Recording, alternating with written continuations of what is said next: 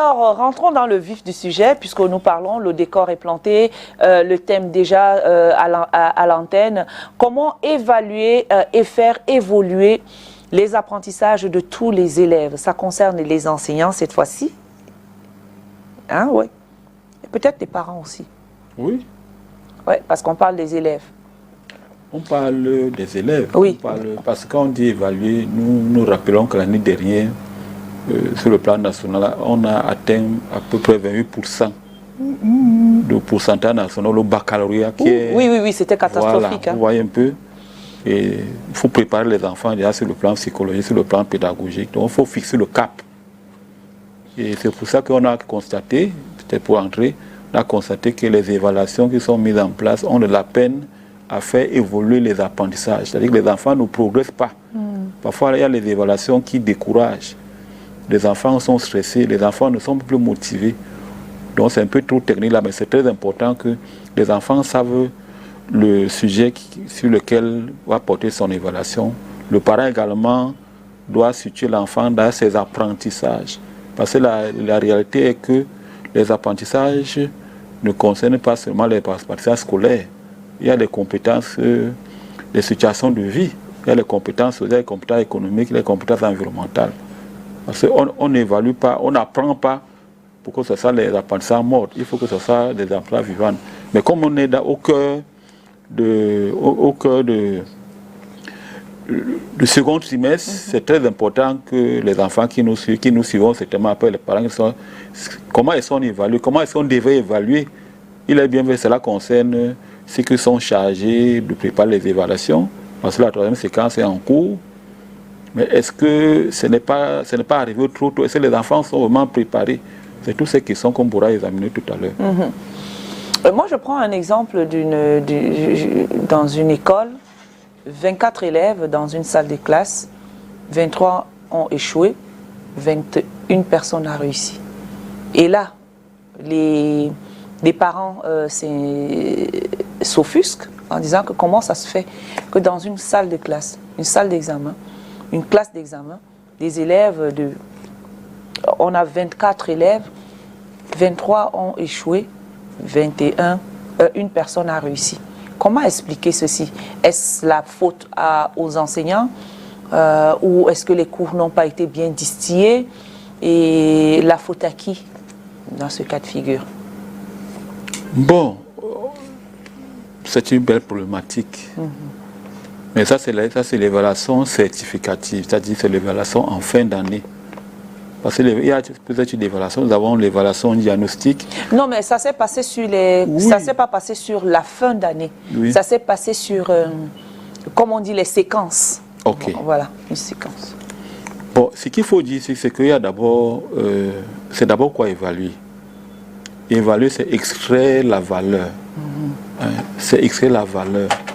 Donc, en début d'année, il est important que les enseignants puissent comprendre le niveau réel des élèves que les parents les envoient.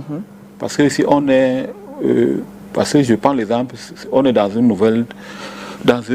nouvelle année scolaire, qu'est-ce qui doit être fait? Ce qui doit être fait, c'est d'abord ce qu'on appelle l'évaluation diagnostique.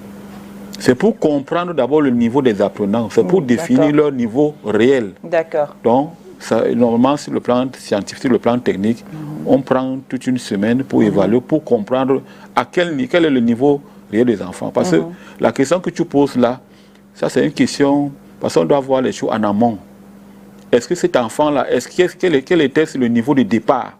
Quel enseignement, quelle évaluation a été mise en place pour transformer l'enfant?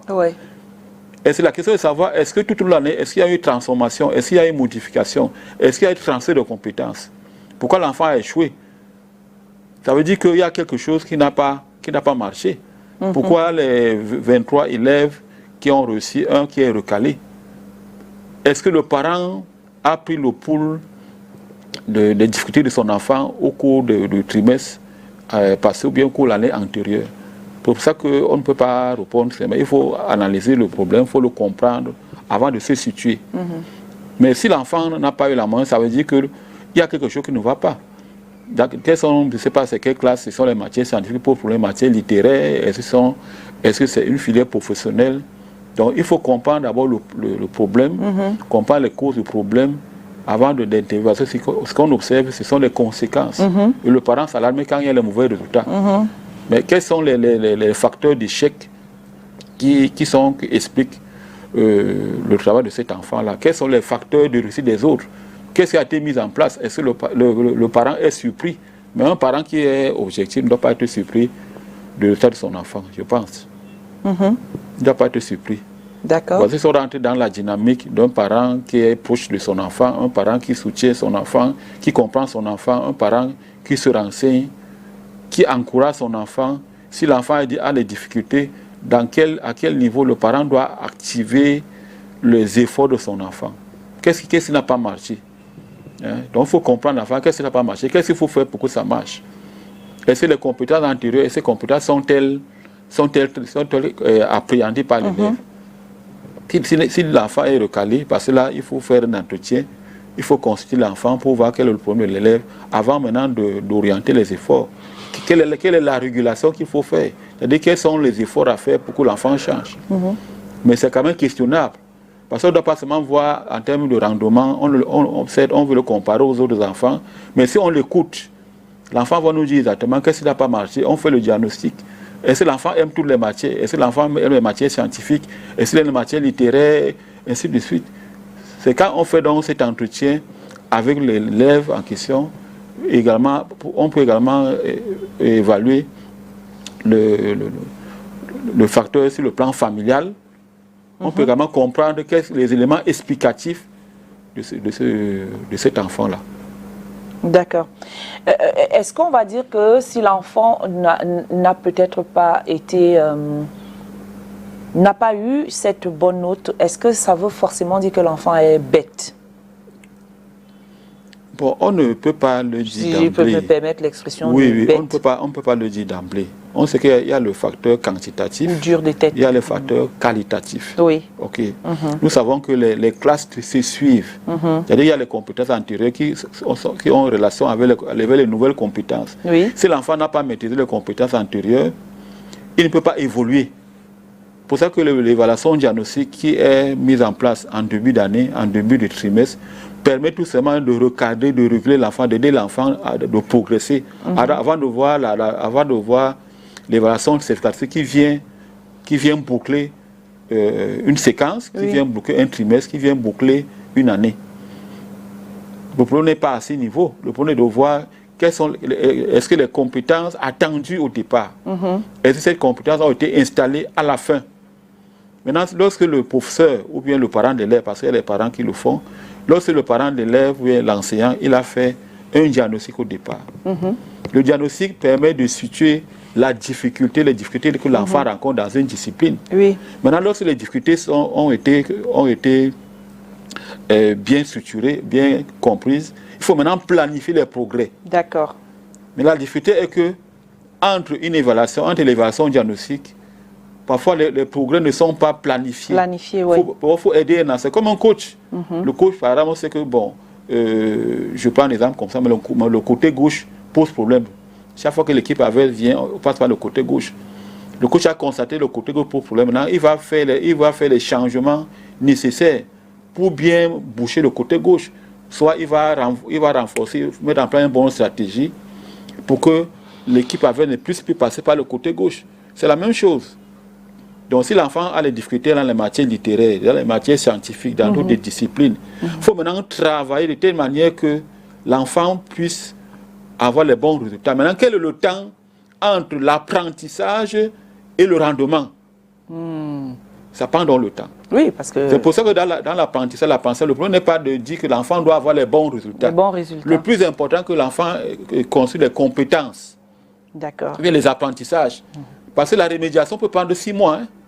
Ça dépend de la difficulté. Wow. Bien sûr. Le but n'est pas pour un enfant d'avoir les bons résultats. Le but, l'objectif recherché, c'est que l'enfant puisse s'améliorer. Il faut une bonne régulation. Oui. Parce que c'est comme une maladie. Il y a des enfants, par exemple, je prends un enfant qui est en classe de 3e. L'enfant n'a jamais vu la moyenne en français, par exemple. Mais l'enfant, c'est un enfant qui a eu les mauvais résultats depuis la classe de 6e. Alors, donc ça veut dire que c'est depuis... Bien sûr, il y a l'origine du problème. C'est une suite logique bien sûr. Ah, oh, d'accord.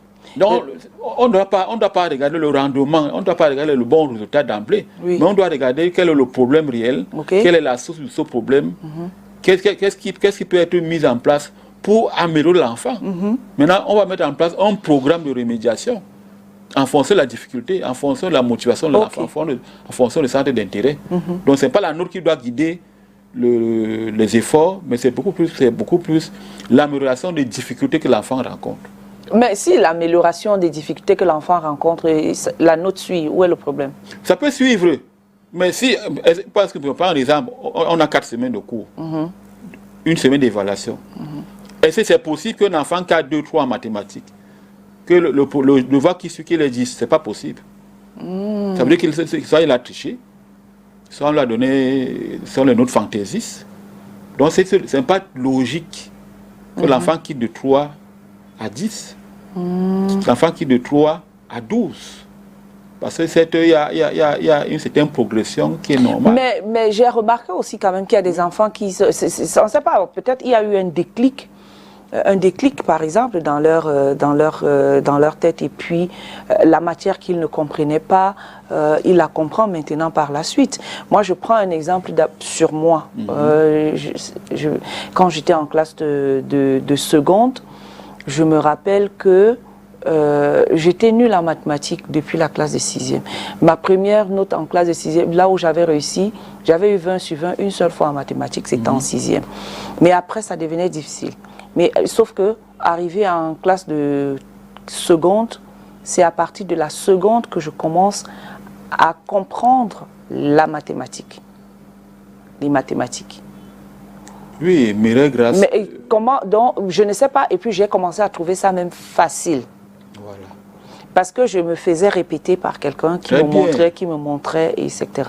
Parce que la stratégie était mise en place. Tu n'as pas attendu le démarrage des cours pour le faire. Prenons un exemple simple. Nous sommes en janvier. L'enfant commence l'année scolaire avec les mauvais résultats dans les matières scientifiques. L'enfant a 8 heures de cours. 7h30, 15h30.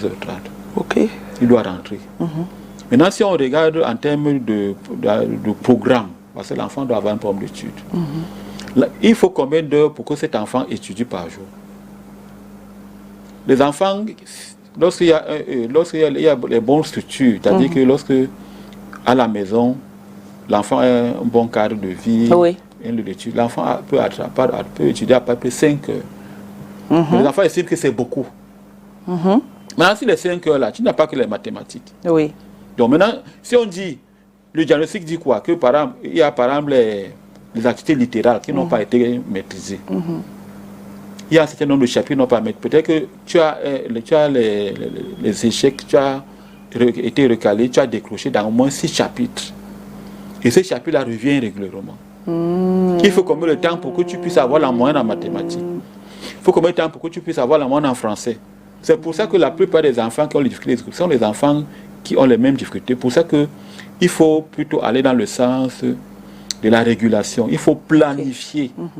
Ne pas se soucier des résultats. D'accord. Donc c'est de manière continue, c'est de manière dynamique. Parce qu'on doit rémunérer les apprentissages tout au long de l'année, tout au long d'un cycle, tout au long d'un cycle. C'est prendre l'exemple peut-être le premier cycle, le second cycle, sans oublier le cycle primaire. Oui. Donc ça prend le temps pour améliorer les apprentissages. Pour ça que les enfants et les parents qui ont compris ces nécessités-là, c'est de coacher l'enfant tout au long. Il est bien, ça va poser un autre problème, ce sont les enfants qui ne sont pas autonomes. C'est-à-dire qu'ils sont éternellement assistés. Maintenant, s'ils n'ont pas les précepteurs, ils n'ont pas les répétiteurs, le niveau va baisser. Mais le plus important, c'est de mettre en place une stratégie d'autonomie. Donc, pour être très bref à ce niveau, le plus important pour les enfants qui préparent soit le BPC, le bac, on ne veut pas oublier les systèmes anglophones, c'est plutôt de faire un diagnostic. D'accord. De faire un bilan de performance. Le bilan dit que j'ai les difficultés en telle matière. D'accord. Et quand on fait donc ce bilan-là, je dois savoir qu'est-ce que je dois faire pour améliorer mes difficultés que j'ai constatées moi-même. Maintenant, quels sont les moyens dont l'enfant dispose? Est-ce que les moyens sont seulement les moyens, bien les ressources sont seulement des ressources externes, c'est-à-dire que c'est un précepteur, c'est un coach, c'est un enseignant. Maintenant, ça dépend des ressources qui ont été installées. Oui. Donc, si l'enfant a installé les bonnes ressources, si l'enfant a les compétences qu'il faut, l'enfant va progresser sans problème. Mais on ne doit pas courir. Parce que c'est trop facile, comme je disais tantôt, il y a les professeurs, ils prennent exemple un enseignant en même temps qui est le répétiteur, il va donner le poids à l'enfant. Mais le parent ne va pas comprendre que ce sont les notes fantaisistes plutôt. Et il va donner le repos. Oui, j'ai dit que si par exemple un enseignant, même, par exemple, un enseignant est répétiteur de son enfant, l'enfant qui de 3, il a 10. Oui. Ce n'est pas pertinent. Ce sont ces enfants-là qui échouent en fin d'année. Ah, parce qu'on les aide avec on les aide, bien sûr. Parce que les parents veulent les notes et non les compétences. Donc on peut voir sur les profils comme ça, les enfants qui ont les bons résultats en classe, mais ils échouent en fin d'année.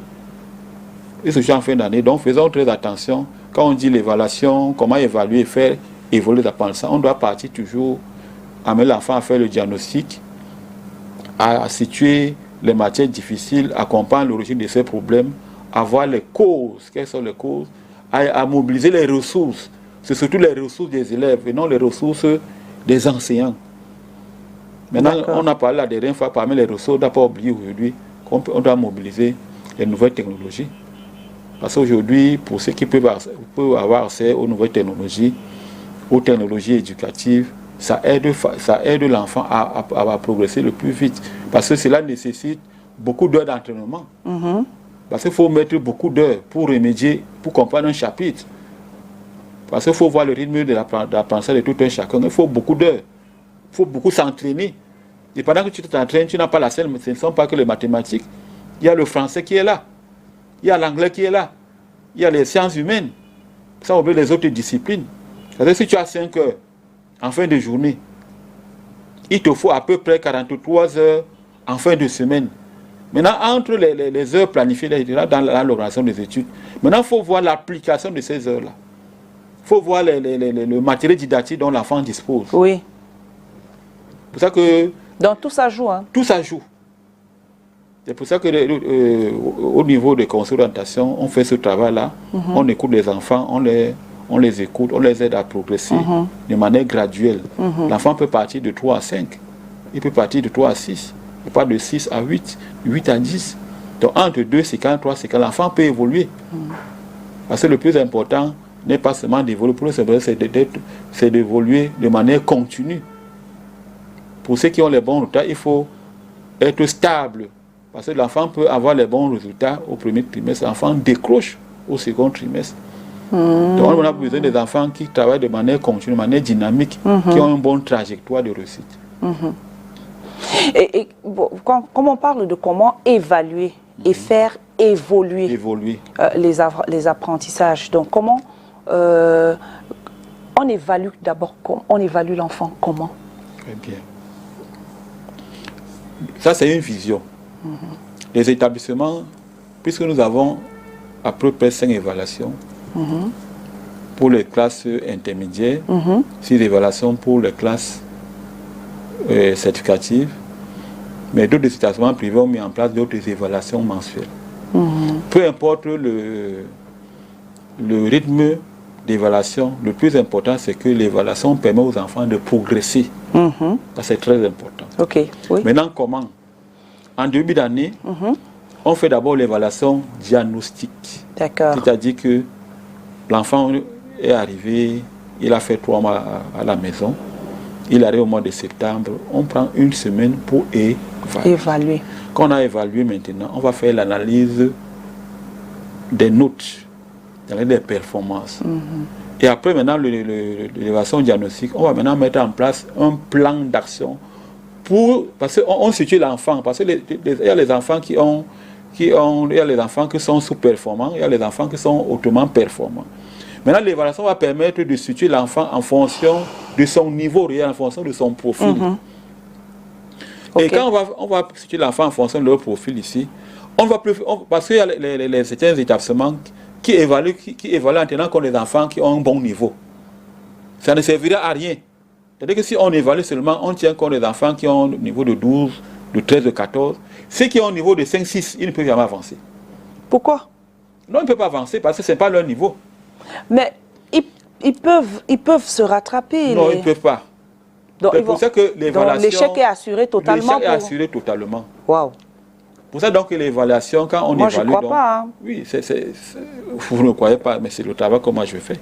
Ça, c'est un travail de psychopédagogie. Donc, l'évaluation permet d'abord de situer l'enfant en fonction de son niveau, du niveau de maturité intellectuelle. Maintenant, quand le professeur passe une deuxième évaluation, maintenant, quand on dit l'évaluation, puisqu'on a dit qu'il faut extraire la valeur 2, il faut améliorer, il faut situer l'enfant. Maintenant, on va mettre en place une approche qu'on appelle la régulation des apprentissages. Maintenant, il faut accompagner ces enfants-là. À l'intérieur de l'établissement, on va maintenant dire qu'on a un enfant qui a un niveau de 5 de moyenne, de 6 de moyenne. Maintenant, on va prendre cet enfant-là, on va les accompagner individuellement pour que les enfants progressent. D'accord. On est d'accord? Oui, voilà. C'est ce travail-là qu'il faut faire. Justement, c'est Nous là avons l'accompagnement psychologique. Il y a les enfants qui ont des difficultés d'apprentissage, il y a les enfants qui ont des difficultés de comportement. Donc, il faut maintenant les prendre en main, les permettre de progresser. Mais quand on va les progresser, on va leur donner la deuxième évaluation qui va suivre. On va tenir compte du progrès à faire. Donc, est-ce à dire que comment est-ce qu'on va faire ça? On va faire, puisqu'il y a un programme. Pour essayer de remonter. Il y a un programme officiel. Oui. Bon, il se peut maintenant que les cours s'enchaînent, les cours sont liés, les notions sont liées, les notions ne sont pas détachées. Oui. Si l'enfant a eu des difficultés, je prends un exemple, si l'enfant n'a pas compris les identités remarquables, en classe de 4e, l'enfant ne pourra pas résoudre certains nombres de types d'équations en 3e. Waouh, oui. Vous comprenez? Oui. Maintenant, il y a les prérequis. Le professeur doit vérifier les notions, le prérequis. Mais le professeur n'a pas ce temps-là, parce que lui a son cours. Parce que le cours doit progresser. Pour ça que la progression n'est pas une progression administrative ou bien pédagogique. C'est la progression des élèves en difficulté. Donc il faut amener les enfants en difficulté à progresser. Ceux qui ont un certain niveau intellectuel, ceux qui ont un certain quotient intellectuel, ou bien les enfants qui ont un haut potentiel intellectuel, n'ont pas un problème.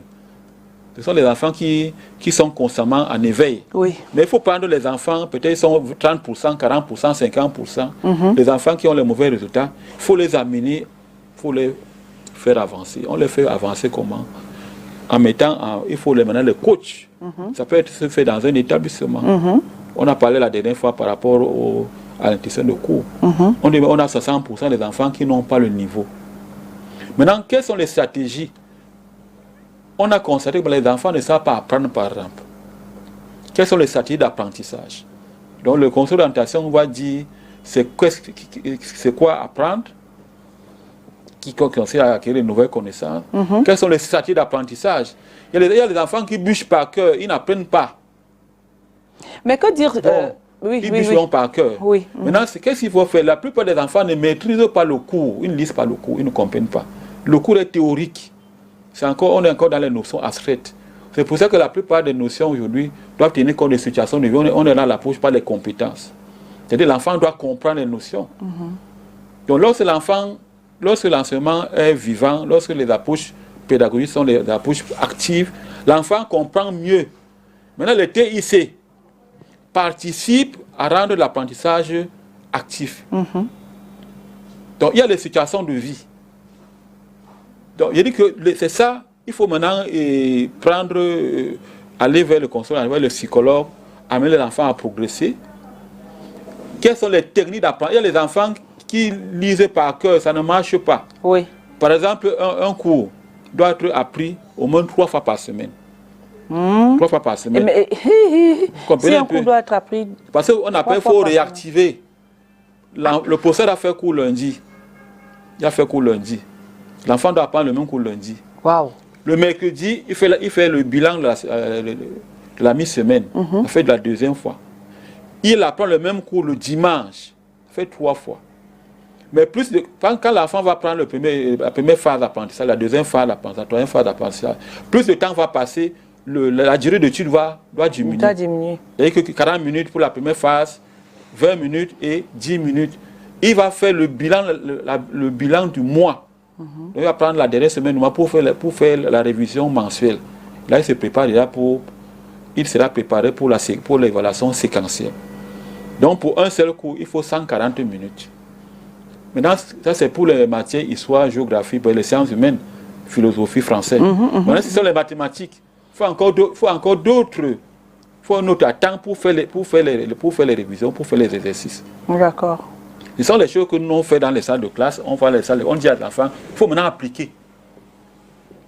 Donc, comment apprendre? Quels sont les facteurs qui favorisent l'apprentissage? L'enfant doit être motivé, l'enfant doit être attentif en classe. L'enfant ne doit pas seulement focaliser son attention sur les notes. Okay. Mais il doit focaliser son attention sur la difficulté. Comment amener l'enfant à améliorer les difficultés d'apprentissage? L'enfant peut me revenir sur les notions... Oui, l'enfant peut me revenir sur une notion de quatrième qu'il n'a pas maîtrisée. Mais et s'il ne se rend même pas compte lui-même? Oui, mais c'est pour ça que nous sommes là. Okay. Pour ceux qui prennent conscience de notre intérêt, pour ça que nous sommes là. On est là pour accompagner les enfants en difficulté. Parce que les enfants ne maîtrisent pas les stratégies d'apprentissage. Pour ça que les psychologues sont là, les conseillers sont là, pour que ces élèves-là aillent vers ces spécialistes-là pour les accompagner. Et il ne revient pas aux anciens aussi de proposer les évaluations qui découragent, les évaluations pièges. Oui. Parce qu'il y a certains enseignants, ils sont très forts, parce qu'ils vont donner les mauvais résultats pour appeler les parents que l'enfant n'a pas le niveau. Donc ça ne peut pas marcher si ce ne sont que les évaluations pièges. Donc l'évaluation a pour vocation, pour vision de favoriser le progrès de l'apprentissage. C'est comme ça que ça se passe partout. On doit donner les informations. La première séquence, la troisième séquence, aller réviser telle notion. C'est une information qu'il faut donner aux enfants, mais les professeurs ne le font pas.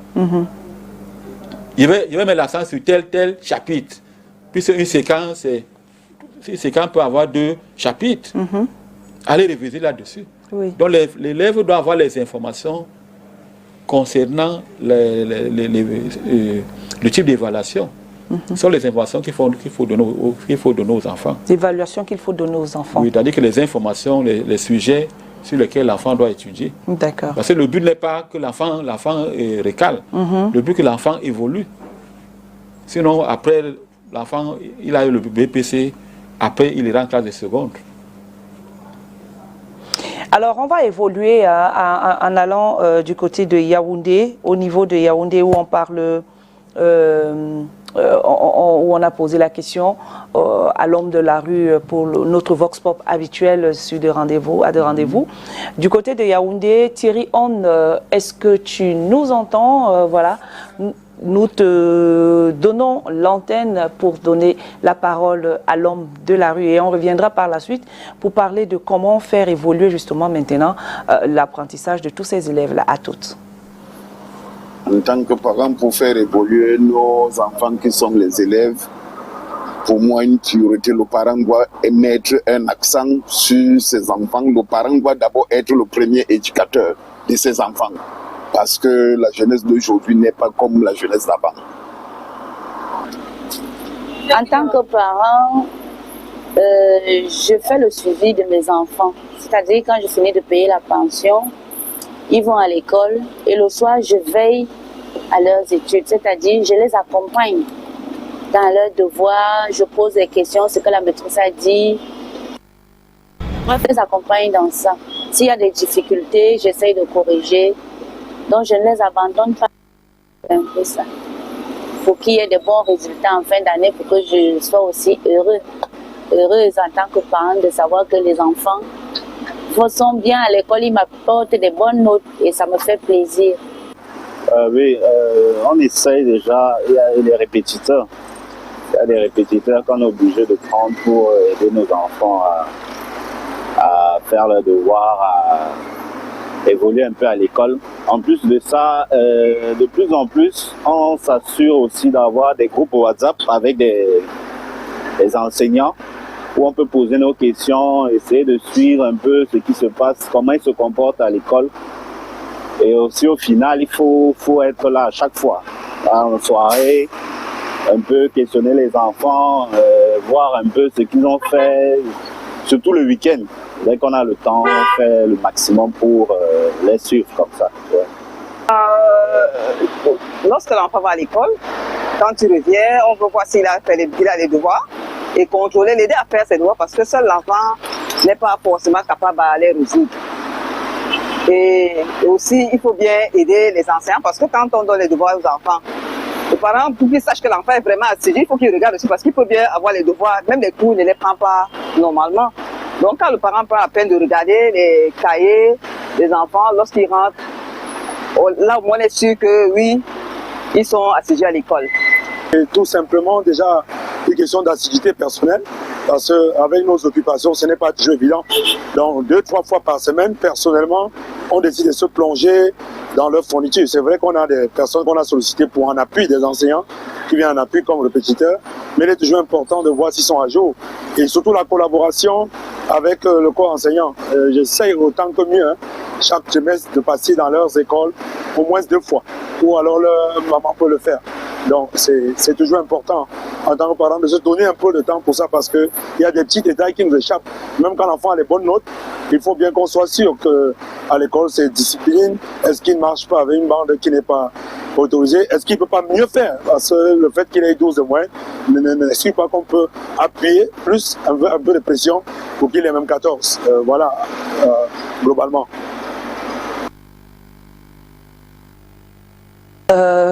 Que dire après ceci, les parents qui ont parlé là? Oui, il y a le dernier parent qui a souligné l'importance de la relation entre la famille et l'école. Qu'il faut tu aller, il a dit que lui, son niveau, il se rend à l'école 2 à 3 fois. Pour avoir les informations, il faut recueillir les informations. Exactement. Et il faut aussi avoir le programme scolaire. Parce que c'est très important d'avoir le programme scolaire. Les parents font des efforts d'acheter les livres, mais quel est le programme scolaire? Ça, c'est un élément à souligner, un aspect sur lequel il faut s'appesantir. Ouais. Les enfants apprennent quoi exactement? Quel est le programme ministériel concernant les apprentissages, concernant les compétences? Beaucoup de parents ont des compétences qui peuvent bien mettre à profit pour leurs enfants, pour leur progéniture, pour la jeunesse camerounaise. Donc ça c'est quelque chose de très important.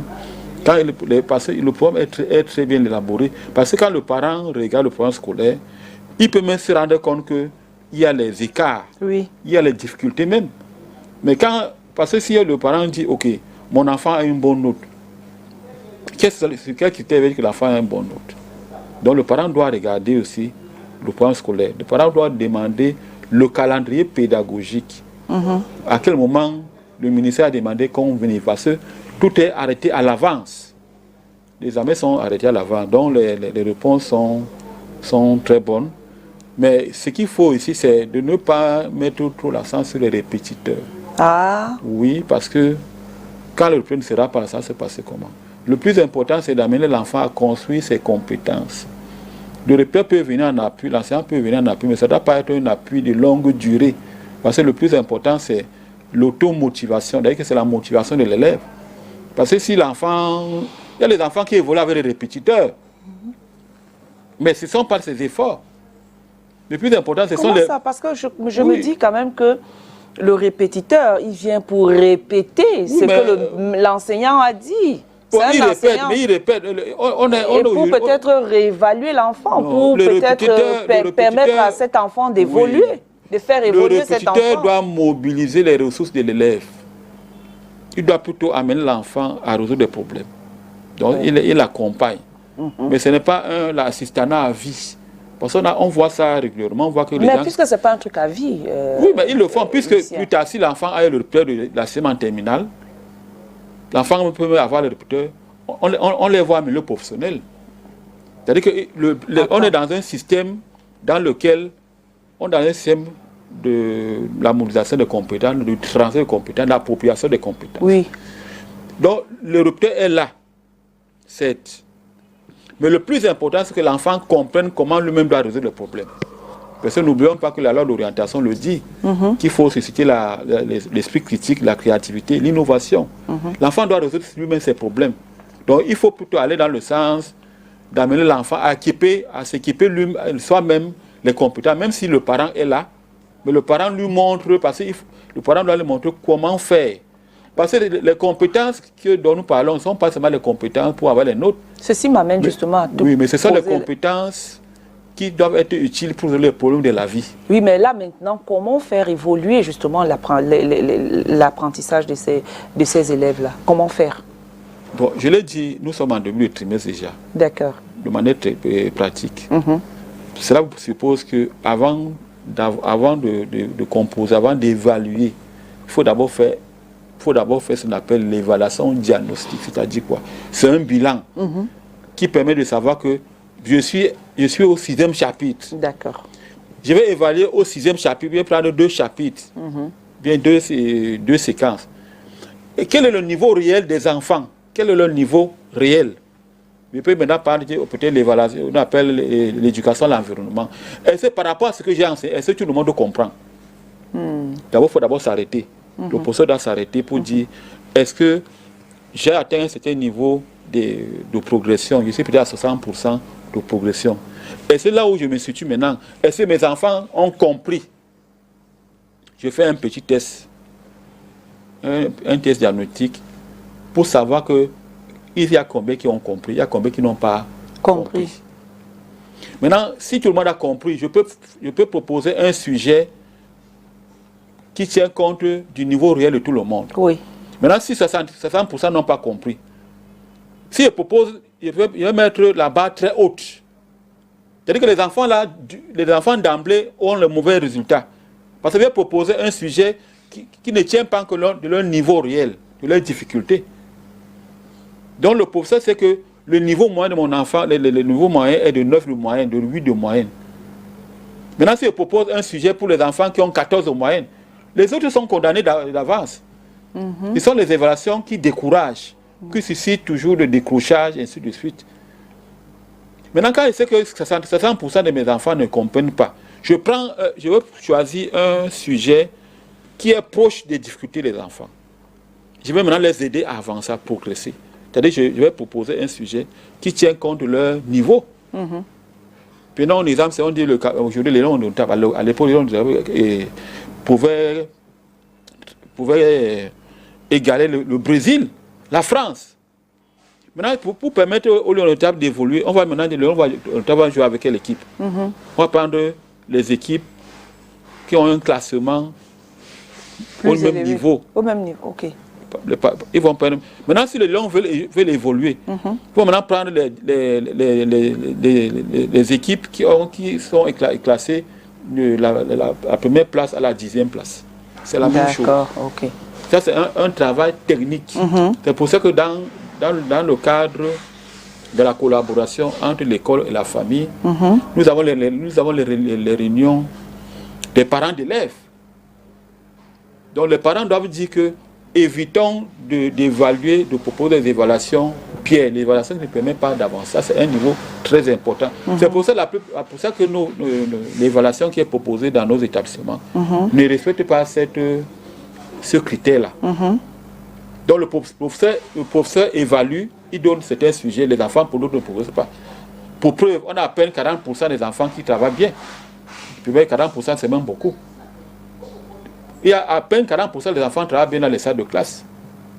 Parce que l'évaluation qui est proposée ne permet pas aux enfants d'avancer. Il y a une petite minorité qui avance. Ce sont les enfants qui ont les répétiteurs, comme les parents l'ont signifié là-bas. Maintenant, il y a une grande majorité des enfants qui ne progressent pas. Ce sont les enfants là qui échouent en fin d'année. Donc ça, c'est ici une proposition que je fais pour les écoles qui nous écoutent. Faisons les tests diagnostiques. Pour comprendre le niveau réel de nos enfants, surtout ceux qui préparent le BPC, le probatoire, le bac, et ainsi de suite, pour permettre à nos enfants d'avancer. Maintenant, une fois qu'on a identifié les difficultés des enfants, on va maintenant mettre en place les groupes d'études. Il y a les groupes d'études qui peuvent être mis en place. Mais les groupes d'études dirigés par qui? Dirigés par l'école. D'accord, ok. Parce dirigés par si l'école, ça peut être le professeur titulaire, mais il faut toujours motiver. Mais Lucien, à notre époque, on avait souvent des groupes d'études, c'est-à-dire à l'approche, on allait pour présenter un examen, on se constituait en groupe et on allait étudier si nous étions dans le même quartier, nous allons étudier dans un établissement proche du quartier et on allait, ce que moi je faisais, c'est-à-dire on était habitant à Essos, nous on allait au collège Mongo Betty, travailler entre camarades, mais sans répétiteurs. Est-ce qu'on devrait, de nos jours-ci, c'est encore possible de faire ce genre de choses? Surtout qu'avec les enfants qui sont la moyenne d'âge est devenue un peu plus... Oui, plus basse qu'avant. Un groupe d'études est un bon moyen de régulation. On appelle ça l'évaluation par les pairs. Par les pairs. Par les pairs, c'est-à-dire les enfants entre eux. Oui. Ok. Maintenant, comment ça peut se passer? Un groupe d'études, c'est un groupe efficace. Il faut à peu près 4 élèves. Les plus forts et les moins forts. Oui, on doit... C'est ça le problème. Pour nous, c'est que les plus forts sont avec les plus forts. Les faibles sont avec les faibles. Il y a une méthode scientifique.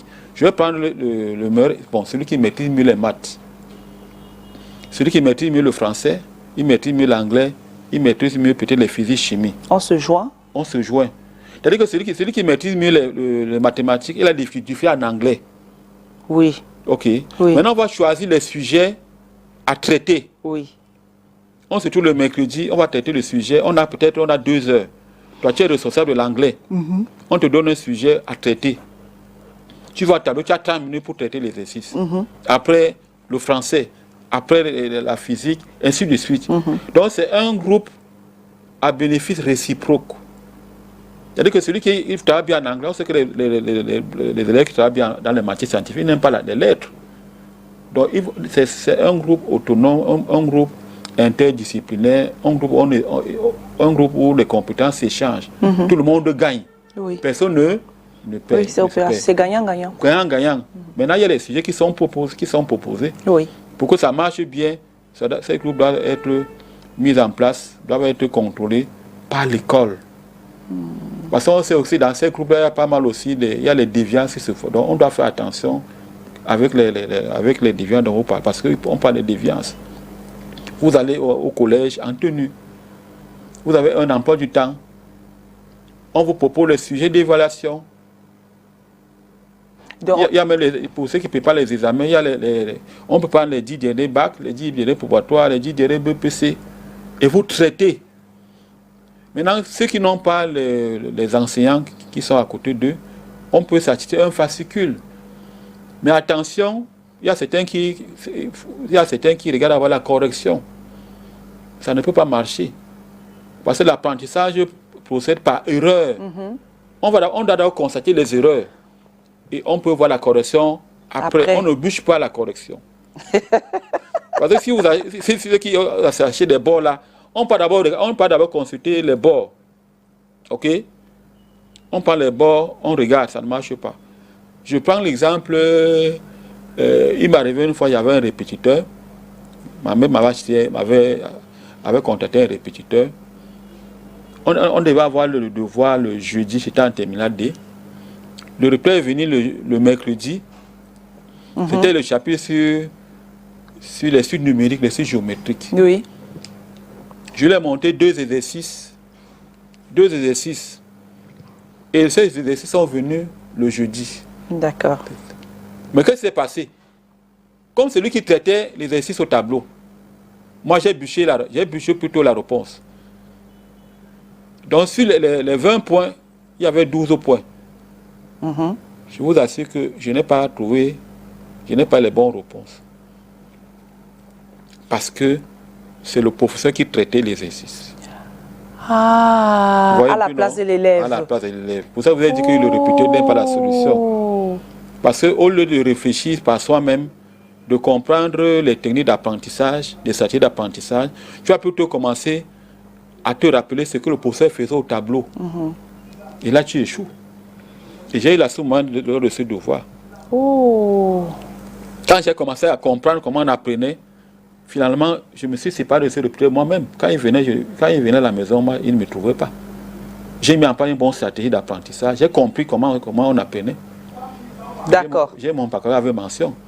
Donc le problème n'est pas que le professeur aille au tableau, que tu bûches les réponses.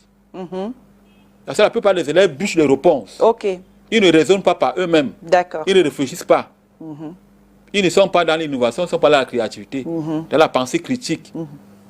Quand ils vont arriver dans une situation, dans la vie réelle, on voit la catastrophe aujourd'hui dans notre pays. Voilà. Donc l'apprentissage par imitation, on appelle la peau biévorus, ça ne marche pas. Ça biaise. Il faut plutôt accompagner l'élève, il faut plutôt l'amener à développer les compétences. À développer lui-même, après, il sera capable de résoudre les problèmes dans la vie réelle. Afin qu'il soit plus autonome. Plus autonome, c'est ça. Voilà. Merci beaucoup, Lucien Blaise Kona, pour toutes ces astuces d'apprentissage pour les enfants. J'espère que les parents qui nous ont regardés tout à l'heure vont assimiler cela avec leurs enfants et même les enseignants qui sont aussi devant leur écran